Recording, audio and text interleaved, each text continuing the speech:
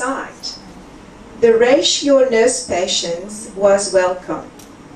The way the Western Australian patients expressed themselves surprised many participants. You can see what they want. When they say no, it means no. They show their anger and many different emotions. They don't hide.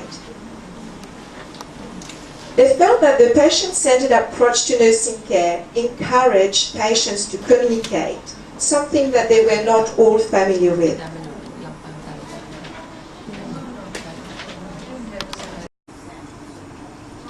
However, despite the less formal interaction between nurses and doctors, some participants felt that doctors dominated the health structures. You, as a nurse, don't make decisions without doctor's consent. In her country, Lucy initiated a plan of action before contacting the doctor.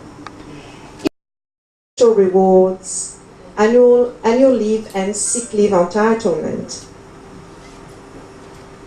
However, for most of the participants, the working conditions were better than in their home country. However, at a macro level, in working with patients, the sense of appreciation differed. Here, we look after the patient holistic care, eating, drinking, showering, hygiene, and mainly because of that, we don't get much respect. In my country, a nurse is regarded much more as a profession. We are more a professional group. Understood, interpreted to meet needs in health, illness and disease. And I think really I'm thinking about three different types of main research. The large operational research, which is targeted at projects to meet global and local health needs. The scientific type of research, the basic clinical epidemiological research, which is critical nationally, internationally and locally. But of course, all of us, I think, recognise that the importance of the human experience cannot be discounted. That international qualitative research is so essential to holistically understanding and interpreting the realities of people's lives and experiences within and between cultures.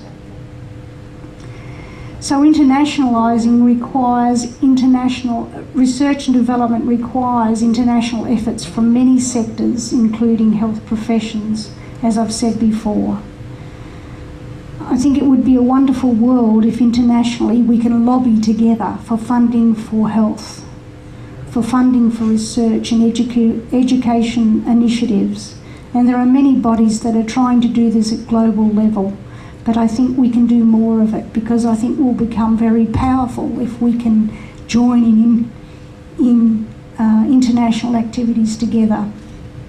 And networking and mentoring across countries is so important, as people at this conference have told us.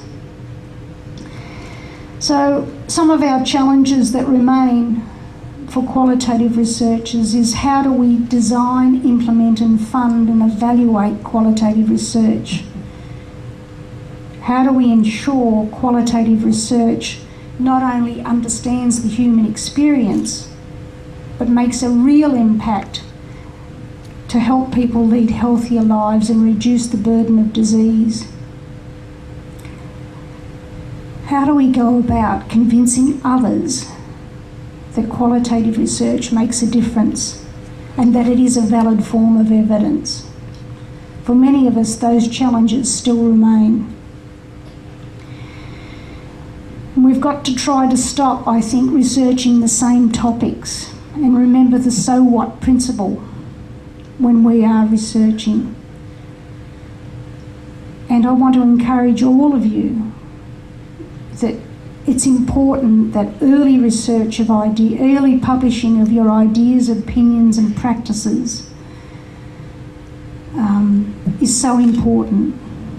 Publishing your research and getting it to international and national and local journals is important. Don't put it off. Many international journals won't accept your research if it's more than 5 years old. But ideas and innovations and solutions change rapidly, so we need to get our good qualitative research and other forms of research into print as quickly as possible. It's a challenge for all of us. We all might just go home and find that the desk or our homes are full of work that we haven't touched for a few days, and it's easy to put this conference out of our minds and say, yes, I'll get around to publishing. But it's just too important to forget about, too important to put off. So I hope all of you will think about this. And where you need help, don't be scared to ask other people to help mentor you through the process of writing those papers, whether they're in your own language or in another language. And I just hope and wish that we weren't too worried about impact factors in journals these days, because we know that high impact factors necessarily don't have an effect. The access to those high impact factor journals is sometimes limited on the ground floor to the clinicians, the practitioners who need to access evidence for practice. They often can't get access, or they don't understand it. So publishing internationally is terrific, but don't forget the local situation. Don't forget your local languages.